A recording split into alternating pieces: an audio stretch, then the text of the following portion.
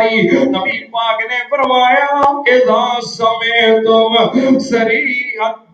کا فاسأل اللہ من فضلہ ان رأت ملکن اذا سمعتم نہیک الحمار فتعوذوا باللہ من الشیطان فإنہ رأى شیطانا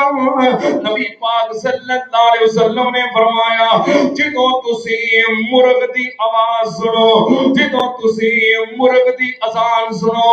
اللہ پاک دے کولوں دے فضل دا سوال کرو جدوں مرغ اذان دوے تے آکھو اللہم انی اسالک من فضلک اللہ دے کولوں دے فضل دا سوال کرو کیوں نبی پاک نے فرمایا مرغ اودوں بولدا ہے جدوں فرشتے نو ویکھدا ہے اگے نبی پاک نے فرمایا جدوں تسی گدے دی آواز سنو تے اللہ پاک دے کولوں شیطان مردود دی پناہ منگو اللہ دی پناہ وچ آ جاؤ شیطان مردود تو کیونکہ گدا اودوں بولدا ہے جدوں شیطان نو ویکھدا ہے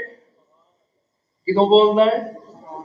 شیطان نو ویکھدا ہے اودوں گدا بولدا ہے ایک اور حدیث ہے سننے ابی داؤد دے اندر کہ کتیاں دیاں آوازاں اور گدیاں دیاں آوازاں سنو تے اعوذ باللہ پڑھو کیونکہ اودوں بولدے نے جدوں جناں نو ویکھدے نے یا شیطاناں نو ویکھدے نے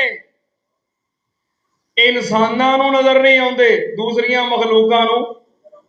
تے یا اونوں نظر آوندے نے جنوں چمڑ جاندے نے ٹھیک ہے ہاں اونوں نظر آ جاندے نے توجہ جنہ دے بارے اور نبی پاک صلی اللہ علیہ وسلم نے جنہ دا تعارف کرواندیاں فرمایا سنو ذرا دھیان نال آپ نے فرمایا جڑے جن نے کمزور بھی ہوندے نے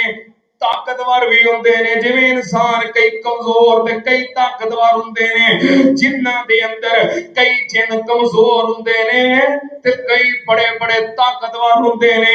اتنے طاقتور کہ سننا دھیان نال اللہ پاک دا قرآن اللہ پاک نے فرمایا حضرت سلیمان علیہ السلام دی عدالت لگی ہے مجلس لگی ہے آپ دی مجلس دے اندر آپ دی کابینہ دے اندر بڑے بڑے کئی جن بھی وزیر سن انسان بھی وزیر سن حضرت سلیمان علیہ السلام فرماندے نے مینوں پتہ لگا ہے کہ ملکہ بلقیس